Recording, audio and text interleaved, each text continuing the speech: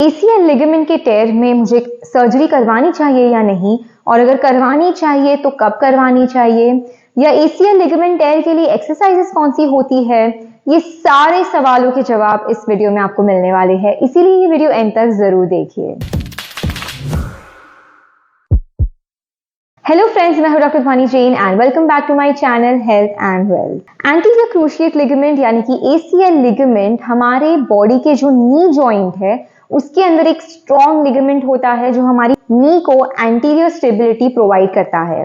अब बहुत बार कुछ इंजरीज में या पैर ट्विस्ट होने में ये लिगामेंट इंजर हो सकता है और टेयर भी हो सकता है। अब एसीएल लिगामेंट टेयर के 3 स्टेजेस होते हैं या 3 ग्रेड्स होते हैं।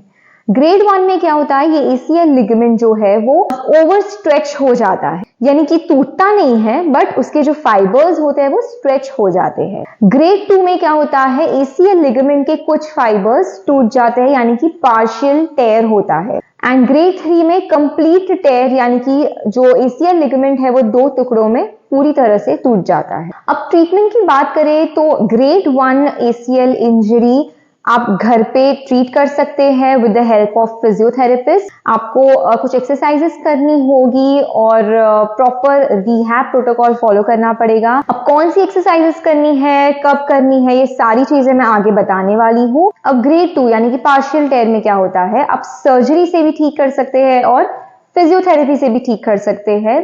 तो अब कैसे डिसाइड करना है, तो पार्शियल टेयर मतलब क्या, या तो 5% टेयर भी हो सकता है या तो 90% टेयर भी हो सकता है।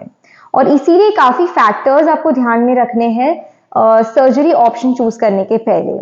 सबसे पहले आपका पेन, अगर आपको अनबेरेबल पेन है, आप डेली एक्टिविटीज करने में भी आपको दिक्कत हो रही है, तो डेफिनेटली कुछ फिजियोथेरेपी सेशंस के बाद आप सर्जरी स्केड्यूल कर सकते हैं। सेकेंड है आपकी एक्टिविटी, यानी कि अगर आप एक प्रोफेशनल एथलीट है, एक स्पोर्ट्स पर्सन है, तो डेफिनेटली इट इज सजेस्टेड कि आप कुछ सेशंस के बाद सर्जरी ऑप्ट करें। लेकिन अगर आप कोई प्रोफेशनल एथलीट नहीं है या ज्यादा स्पोर्ट्स का आपके पूरे लाइफ में इतना इम्पैक्ट नहीं है, तो आप क्या कर सकते हैं, proper 6 months to a year of physiotherapy कर सकते हैं। एंड उसके बाद अगर आपको पेन नहीं है, स्वेलिंग नहीं है, आपके डेली एक्टिविटीज आप इजीली कर पा रहे हैं, आपको नी में स्टेबिलिटी है, ऐसे नी क्लिक नहीं हो रही है या बकल नहीं हो रही है, तो फिर सर्जरी करवाने की जरूरत नहीं होती है। अब नेक्स्ट फैक्टर है स्टेबिलिटी। बहुत बार क्या होता है, टेयर जब एसीएल टेयर होता है तब आपको चलने में ना नी बकल हो जाती है, यानी कि इस तरह आगे मुड़ जाती है और आपको चलने में दिक्कत हो सकती है।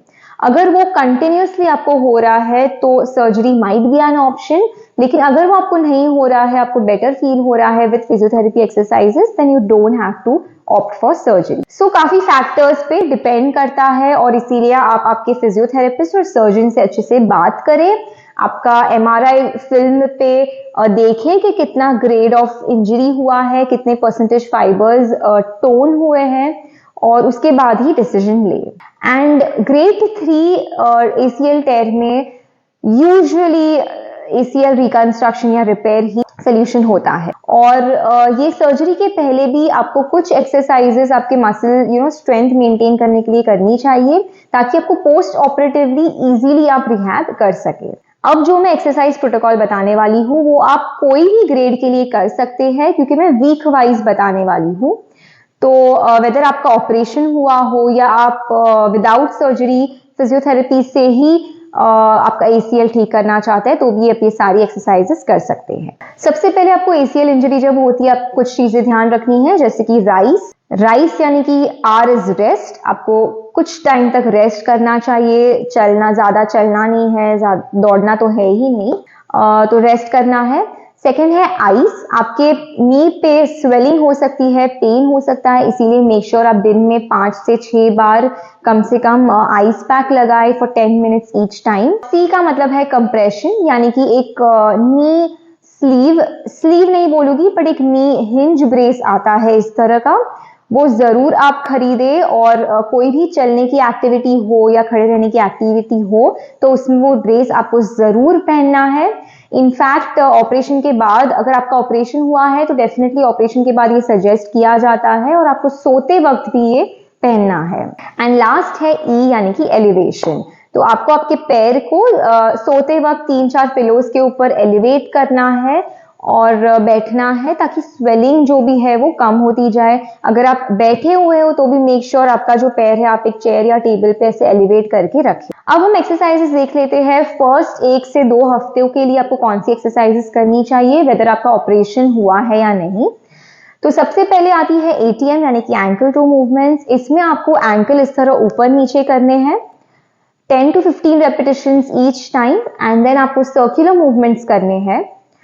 मेक श्योर आप जब ये एक्सरसाइजेस करें, आप कोई भी एक्सरसाइजेस करें, आपको नी का जो दर्द है वो बढ़ना नहीं चाहिए, आपके सिम्टम्स बढ़ने नहीं चाहिए, बल्कि थोड़ा थोड़ा रिलीफ मिलना चाहिए। अब नेक्स्ट है आइसोमेट्रिक एक्सरसाइजेस। उसके लिए आपको लेटे हुए आपके नी के नीचे एक पतला सा पिलो रखना है और नी को आपको उस पिलो पे प्रेस करना है, होल्ड करना है for 5 counts and then relax करना है। ऐसे 10 to 15 रेपिटेशंस, या फिर जब तक कंफर्टेबल हो तब तक आप कर सकते हैं। इसके बाद इसी तरह आपको हील को प्रेस करना है नीचे, अगेन 5 सेकेंड्स तक होल्ड करना है और फिर रिलैक्स करना है। नेक्स्ट आपको स्लोली आपकी हील को स्लाइड करते हुए आपकी नी बेंड करनी है।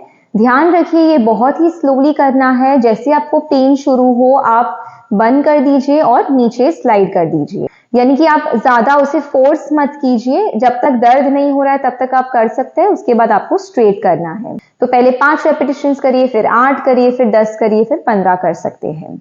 अगर आपसे ये नहीं हो रहा है, आप एक दुपट्टा ले सकते हैं या एक बेल्ट ले सकते हैं और उस बेल्ट की मदद से भी आपकी फुट को पुश करते हुए आपकी नी बेंड कर सकते हैं।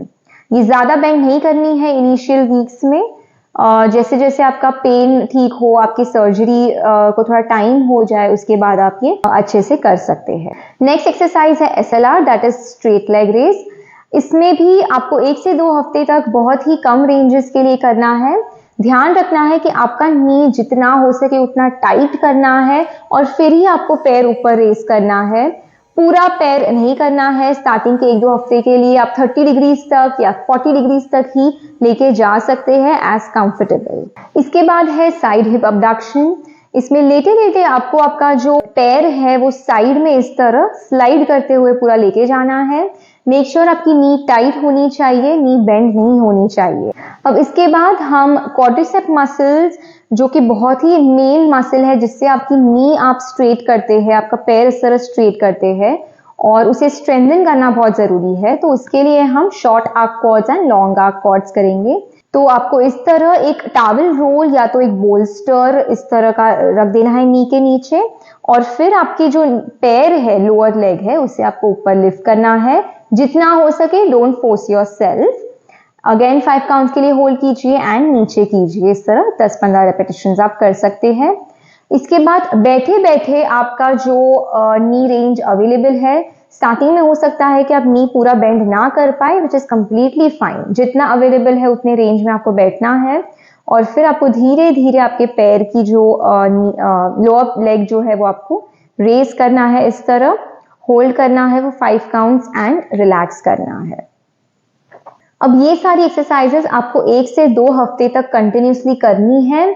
और एक चीज में याद रखिए, जब भी आप अफेक्टेड लेग की एक्सरसाइज करते हैं उसके साथ साथ अनअफेक्टेड लेग, यानी कि जो लेग में इंजरी नहीं हुई है, उसकी भी एक्सरसाइजेस करना बहुत जरूरी है। एक चीज मैं भूल गई आपको बताने के लिए, अगर आपकी सर्जरी हुई है तो आपको डे 1 या डे 2 से ही वॉकर या क्रचेस के साथ चलने लगाएंगे, तो आपको वॉकिंग भी स्टार्ट करनी है। एंड अगर आपकी सर्जरी नहीं हुई है, आप घर पे ही है, तो भी आप अगर एक स्टिक के मदद से आप चलना शुरू करेंगे तो अच्छा रहेगा। लेकिन आप चलने के टाइम ध्यान रखिए वो हिंज नी ब्रेस जो मैंने आपको बताया था वो आपको पहन के रखना है। अब 2 हफ्ते के बाद स्लोली आपको एक्सरसाइजेस प्रोग्रेस करनी है, यानी कि आपका जो हील स्लाइड्स आप करते थे वो आप और नी को बेंड करते हुए कर सकते हैं।